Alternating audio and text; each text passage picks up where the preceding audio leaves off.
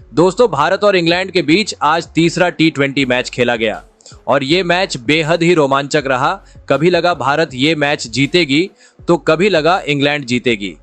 जी हां दोस्तों, बताएंगे पूरी हाइलाइट्स, तो इस वीडियो को अंत तक जरूर देखें और अगर आप भी टीम इंडिया के फैन हो तो इस वीडियो को एक लाइक जरूर करें। दोस्तों, भारत और इंग्लैंड के बीच तीसरा टी20 मैच राजकोट में खेला गया।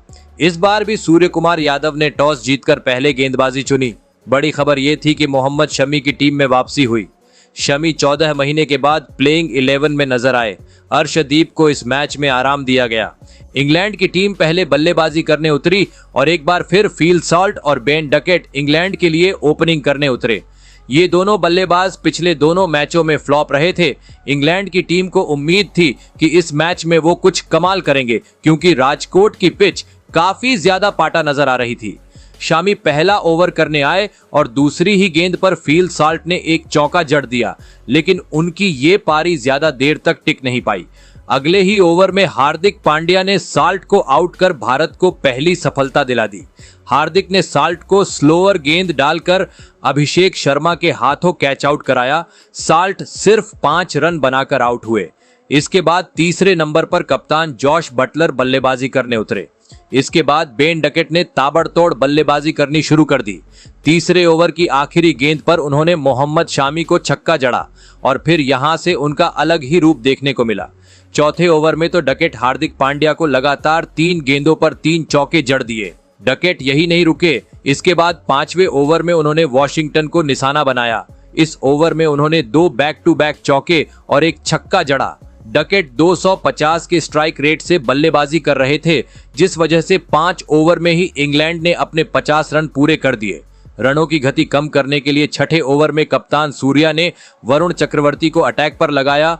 उन्होंने भी निराश नहीं किया और ओवर में सिर्फ 3 रन दिए, लेकिन फिर इसके बाद जॉश बटलर ने भी अपने हाथ खोलने शुरू कर दिए और कुछ बड़े शॉट्स लगाए। देखते ही देखते बटलर और डकेट के बीच सिर्फ 30 गेंदों में 50 रनों की पार्टनरशिप हो गई। ये पार्टनरशिप टीम इंडिया के लिए खतरनाक साबित हो रही थी। पिच बल्लेबाजी के लिए काफी अच्छी थी और दोनों बल्लेबाज इसका पूरा फायदा उठा रहे थे। भारत को यहां विकेट की सख्त जरूरत थी। 9वें ओवर में बटलर के खिलाफ कैच आउट की जोरदार अपील होती है। अंपायर ने इसे नॉट आउट दिया तो संजू ने सूर्या को डीआरएस लेने कहा और यह फैसला सही साबित हुआ। गेंद ने बटलर के बल्ले को चूहा था, इसलिए अंपायर को अपना फैसला बदलना पड़ा और बटलर 24 रन बनाकर आउट हो गए। इस विकेट का पूरा श्रेय संजू को जाता है।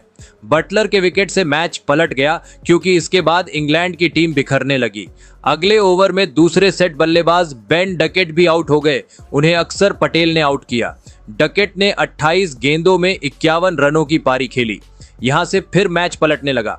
इंग्लैंड की रन गति कम हो गई और उन्होंने लगातार अपने विकेट्स गंवाए। 13वें ओवर में रवि बिश्नोई ने हैरी ब्रूक को क्लीन बोल्ड कर चलता किया। ब्रूक सिर्फ 8 रन बनाकर आउट हुए। वहीं फिर अगले ओवर में वरुण चक्रवर्ती ने लगातार 2 गेंदों पर 2 विकेट झटक लिए। पहले उन्होंने इस बार जेमी स्मिथ को 6 रन पर आउट किया। ध्रुव जुरैल ने उनका बेहतरीन कैच लपका। वहीं फिर अगली ही गेंद पर चक्रवर्ती ने जेमी ओवर्टन को भी क्लीन बोल्ड कर चलता कर दिया। ओवर्टन अपना खाता भी नहीं खोल सके।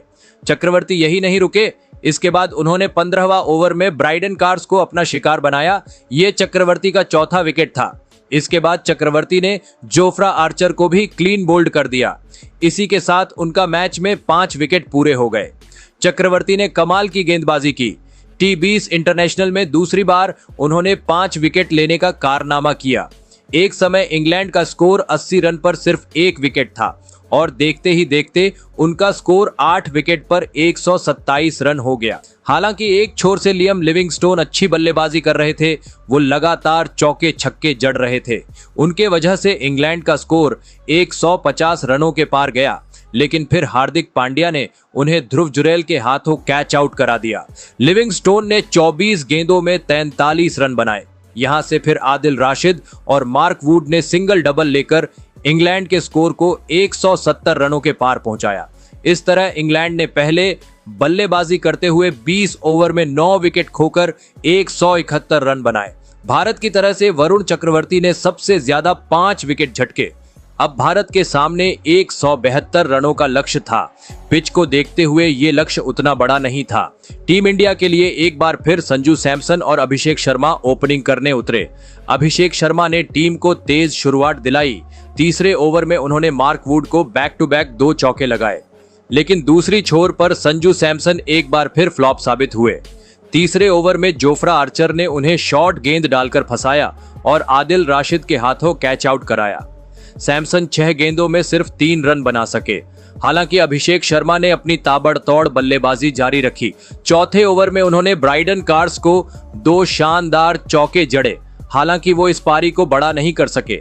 इसी ओवर में ब्राइडन कार्स ने उन्हें जोफ्रा आर्चर के हाथों कैच आउट करा दिया। अभिषेक ने 14 गेंदों में 24 रनों की तेज पारी खेली।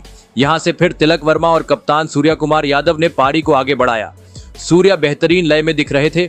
उन्होंने आते ही बड़े शॉट्स लगाए। जोफ्रा आर्चर को उन्होंने अपना फेवरेट शॉट खेलकर एक जबरदस्त छक्का जड़ा, लेकिन फिर 5वें ओवर में मार्क वुड ने सूर्या का विकेट झटक लिया। सूर्या 7 गेंदों में 14 रन बनाकर आउट हो गए। एक और बल्लेबाज अच्छी शुरुआत करके आउट हो गया। पावर प्ले के अंदर ही टीम इंडिया ने 48 के स्कोर पर अपने 3 विकेट गंवा दिए थे। अब टीम थोड़ी दबाव में आ गई थी। यहां से फिर पिछले मैच के हीरो तिलक वर्मा और हार्दिक पांड्या ने धीरे धीरे करके पारी को आगे बढ़ाना शुरू किया। इस बीच तिलक ने लिविंगस्टोन को एक जबरदस्त छक्का भी जड़ा, लेकिन तिलक भी अपनी पारी को बड़ी पारी में कन्वर्ट नहीं कर सके। 8वें ओवर में आदिल राशिद ने एक जबरदस्त गेंद डालकर तिलक को क्लीन बोल्ड कर दिया। तिलक 14 गेंदों में 18 रन बनाकर आउट हुए। ये टीम इंडिया के लिए बड़ा झटका था, क्योंकि इनफॉर्म बल्लेबाज आउट हो गया था। 68 के स्कोर पर ही भारत के 4 बड़े विकेट गिर चुके थे और टीम पूरी तरह से दबाव में आ गई थी। अब सबकी निगाहें हार्दिक पांड्या पर थी। आखिरी 10 ओवर में भारत को 94 रनों की जरूरत थी। यहां से हार्दिक और सुंदर ने पारी को आगे बढ़ाया। हालांकि भारत की रन गति काफी कम हो गई थी। वहीं फिर जेमी ओवरटन ने वॉशिंगटन सुंदर का विकेट झटक लिया। सुंदर 15 गेंदों में 6 रनों की धीमी पारी खेलकर आउट हुए। 85 के स्कोर पर ही भारत की आधी टीम पवेलियन लौट गई थी। इसके बाद अक्षर पटेल को प्रमोट किया गया और उन्हें 7वें नंबर पर भेजा गया। रिक्वायर्ड रन रेट अब 12 के ऊपर चला गया था। भारतीय टीम कितना स्ट्रगल कर रही थी, इसका अंदाजा आप इसी से लगा सकते हो कि पिछले 7 ओवर से भारत के बल्ले से कोई भी बाउंड्री नहीं आई थी। हार्दिक पांड्या और अक्षर दोनों स्ट्रगल करते दिख रहे थे। 15वें ओवर में हार्दिक ने आखिरकार एक चौका लगाया, लेकिन अब भी भारत को आखिरी 30 गेंदों में 62 रन चाहिए थे, जो काफी मुश्किल दिख रहा था। हार्दिक और एक्सआर पूरी कोशिश कर रहे थे, लेकिन उनसे रन नहीं बन रहे थे। ऐसा लग रहा था मैच भारत के हाथ से जा चुका है। लेकिन फिर 17वें ओवर की पहली गेंद पर हार्दिक ने एक जबरदस्त छक्का जड़ा। फिर ओवर की आखिरी गेंद पर एक्सआर ने भी एक चौका जड़ा और ओवर में 14 रन बटोर लिए। अब जीत की थोड़ी उम्मीद आ गई थी, लेकिन फिर अगले ही ओवर में जोफ्रा आर्चर ने अक्षर पटेल का विकेट झटक लिया। एक्सआर 16 गेंदों में 15 रनों की धीमी पारी खेलकर आउट हो गए। इसके बाद हार्दिक ने उस ओवर में एक छक्का लगाया और अब आखिरी 12 गेंदों में 41 रनों की जरूरत थी, लेकिन अगले ही ओवर में वो आउट भी हो गए। जेमी ओवरटन ने उन्हें बाउंड्री पर कैच आउट कराया। हार्दिक ने 35 गेंदों में 40 रन बनाए। हार्दिक के आउट होते ही भारत की जीत की सारी उम्मीदें खत्म हो गईं। इसके बाद मोहम्मद शामी ने एक छक्का जरूर लगाया, लेकिन वो भी फिर 7 रन बनाकर आउट हो गए। आखिरी 6 गेंदों में भारत को 32 रन चाहिए थे, लेकिन पहली ही गेंद पर ध्रुव जुरेल आउट हो गए। इस तरह 20 ओवर में भारतीय टीम 9 विकेट खोकर 145 रन ही बना सकी और इस मैच को इंग्लैंड ने 26 रनों से जीत लिया। हालांकि इस हार के बाद भी भारत 5 मैचों की सीरीज में 2-1 से आगे है। इस मैच में भारत की गेंदबाजी काफी अच्छी रही, लेकिन बल्लेबाजी खराब रही। दोस्तों, आपके हिसाब से भारत ये मैच किस वजह से हारी है? अपनी राय नीचे कमेंट जरूर करें।